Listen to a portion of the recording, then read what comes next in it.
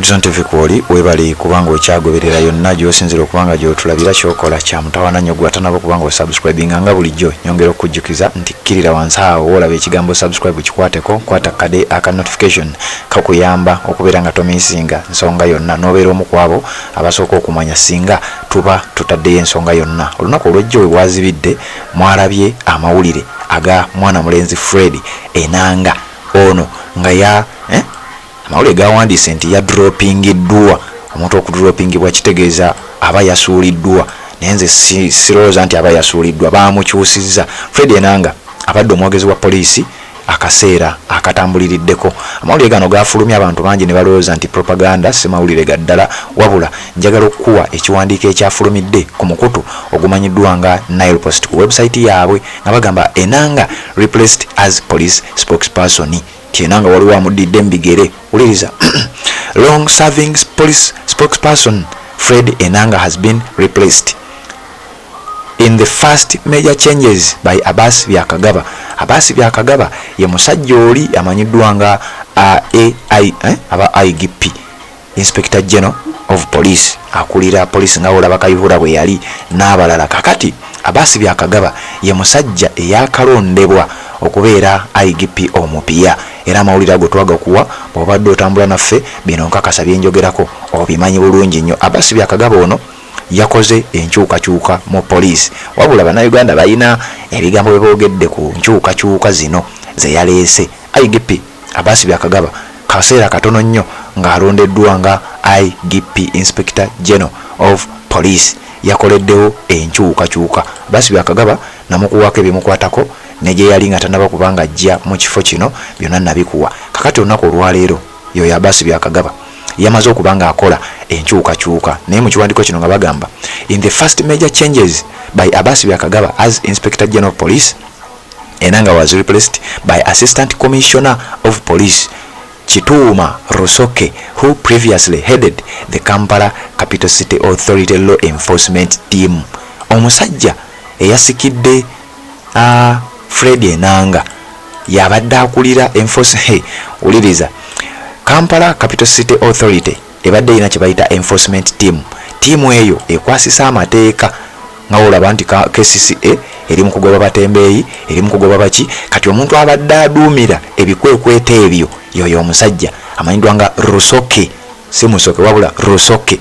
Kati yasikidde Fred Enanga, omusajja abadde spokesperson wa police okumalira ddala emyaka egiwerera ddala. Kakati Rusoke ye yamusikidde ng'alondebwa Abbas Byakagaba. Ekyo ndowooza okitegedde bulungi nnyo. Okusinziira ku kiwandiiko kino bano bagenze maaso nga bagamba consequently Enanga has been taken to Interpol as the deputy director. Kakati wuliriza. Fred Enanga bamusindise mu kitongole kya International Police kubanga Interpol kitegeeza International Police, yasindikiddwa wabula agenda kubeera deputy director wa Interpol mu ggwanga lya Uganda. Interpol ebeera International Police, ye police eyandibadde nga police y'ensi yonna wabula buli ggwanga libeera n'ababakiikirira. Having served in various police departments including lands, Enanga was first appointed as spokesperson in 2014 to replace Judith Nabakoba by General Kale Kayihura. Judith Nabakoba ye yali spokesperson wabula mu mwaka wa 2014 Enanga we yalondebwa okubeera spokesperson ngaddirira Judith Nabakoba mu bigere. Omanyi Judith Nabakoba nina engeri gye mulabamu nga Joyce baagala, simanyi lwaki. Kakati omwaka ogwa 2014 Enanga we yatandikira okukola nga spokesperson wa police olwaliro 2024, kitegeeza emyaka 10 nga Fred Enanga akola omulimu ogwo. Kale Kayihura ye yamulonda ng'akyali IGP owa poliisi ya Uganda, wabula kigambibwa nti yasooka n'asuulibwa n'ate ne bawaawo Emiliano Kayima. Kitegeeza Enanga yakola nga spokesperson 2014 n'amala n'apoozingamu.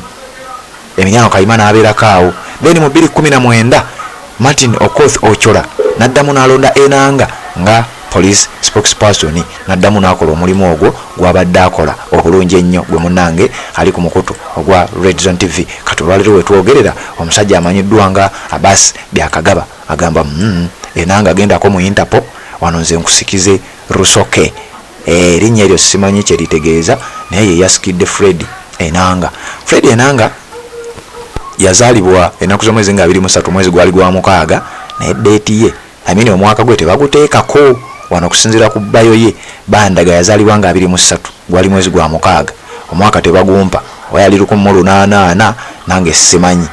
Enanga bamuzaalira mu famire y'abaana 5 abalenzi 2 n'abawala 3 era yazaalibwa mu kibuga Kampala. Newankubadde nga disitulikiti yaabwe oba ewaabwe eggwanga lyabwe bava mu Apaka kye bayita Akokoro sub-region mu Northern Uganda yewaabwe ye home district, wabula nga bamuzaalira mu kibuga Kampala era yasomera mu kibuga Kampala Fred Enanga gwolaba, naye nga ethnicity yaabwe Baluwo.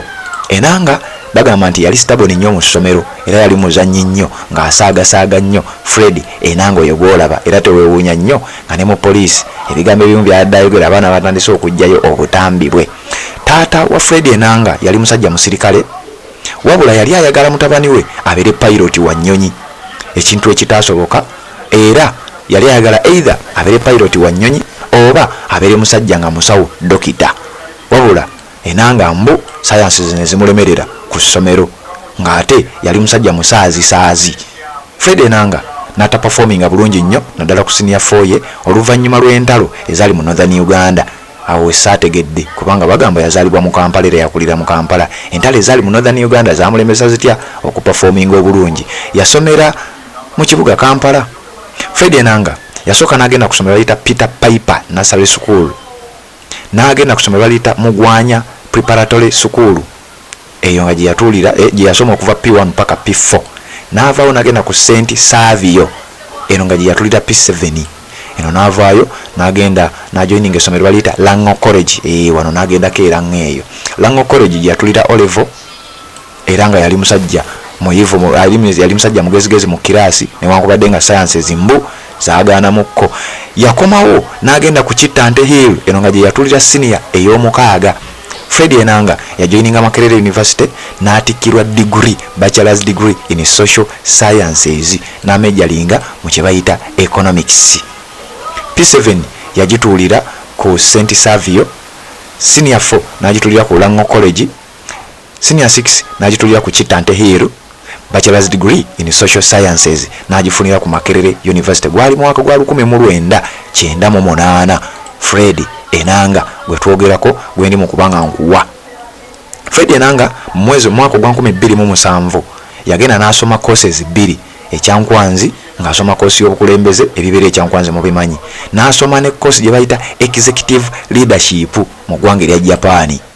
Fred Enanga musajja muzadde era musajja mufumbo. Ebintu bingi ebikwata ku Fred Enanga byesijja kubanga nkuwa mukyalo we bamuyita Edith era bayina abaana 6 we twogerera, abalenzi 3 n'abawala 3.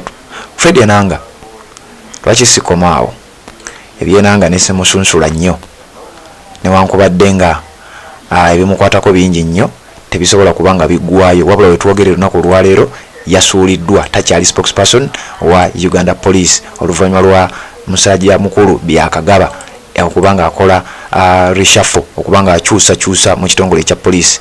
Yamudisiza yamusikisizza omusajja amanyiddwa nga Rusoke, era wano yaddalayira nga agamba nze ngenda kukola byonna enanga ebibadde byamulema. Redzone TV kwoliwe bali kubanga okyagoberera yonna gy'osinzira okubanga gy'otulabira kyokola kya mutawana nnyo. Gwatanaba kubanga osubscribe nga kkirira wansi awo olaba ekigambo subscribe kikwateko, kwata kade aka notification abeere nga tomisinga nsonga yonna. Nkujjukiza ku Haji Kasujja omusomi w'edduwa ono ng'asangibwa Njeru ku luguudo olugenda e Jinja, akwasaganya ebizibu bingi nnyo, buli kizibu kyonna ky'omanyi ekikutawanya mutuukirire. Bw'oba tosobola kugenda Njeru ku Jinja Road, nja kukusaba mutuukirire ku WhatsApp 0753985646 ebizibu byonna ajja kuba bikwasaganya bubaya sana nnyo, ate tubeere nga tutambula ffenna. Weebali kubanga okyagoberera Redzone TV, ate na subscribe nga kikole, ate tuwuliziganye mu updates eziddako.